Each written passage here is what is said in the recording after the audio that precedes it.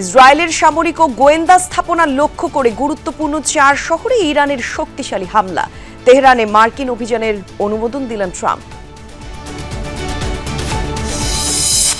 শেখ হাসিনার বিরুদ্ধে আদালত অবমাননার মামলায় অ্যামিকাস কিউরি নিয়োগ।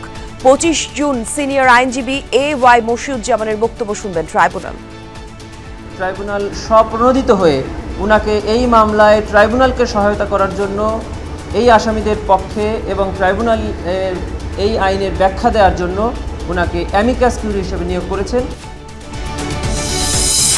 চলছে ঐকমত্য কমিশনের সঙ্গে রাজনৈতিক দলগুলোর আলোচনা। গুরুত্ব পাচ্ছে রাষ্ট্রের মূলনীতি ও প্রেসিডেন্ট প্রধানমন্ত্রীর মেয়াদকাল।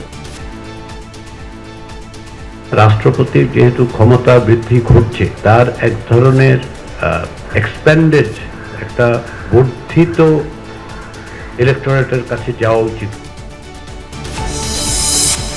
গুম কমিশনে আসা 253 অভিযোগের অকাট্য প্রমাণ পেয়েছে কমিশন, জানালেন বিচারপতি মইনুল ইসলাম।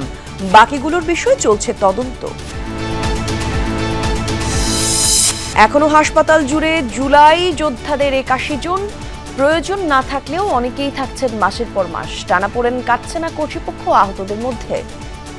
যদি তারা আমাদের ঠিকভাবে দেখতে, উন্নত মানের চিকিৎসা দিতে, এতদিন তো থাকার প্রশ্ন না। আমাদের ট্রিটমেন্ট যদি দীর্ঘ 11 মাস যদি আমাদের ট্রিটমেন্ট দিত, তাহলে আমাদের চোখের অবস্থা হতো না, আমরা এতদিন বাড়ি ফিরে যেতাম।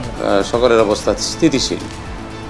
তাদের যে ফলো আপ চিকিৎসাটা, এটির জন্য আসলে হাসপাতালে থাকা জরুরি নয়।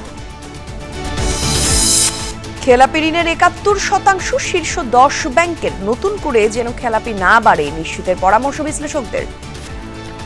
রাজনৈতিক মদতপুষ্ট যে বড় বড় অলিগার্ক বা ব্যবসায়ী গ্রুপ, যারা ব্যাংক মোটামুটি দখলই করেছিল বেশিরভাগ, একেবারে খালি করে দিয়েছে।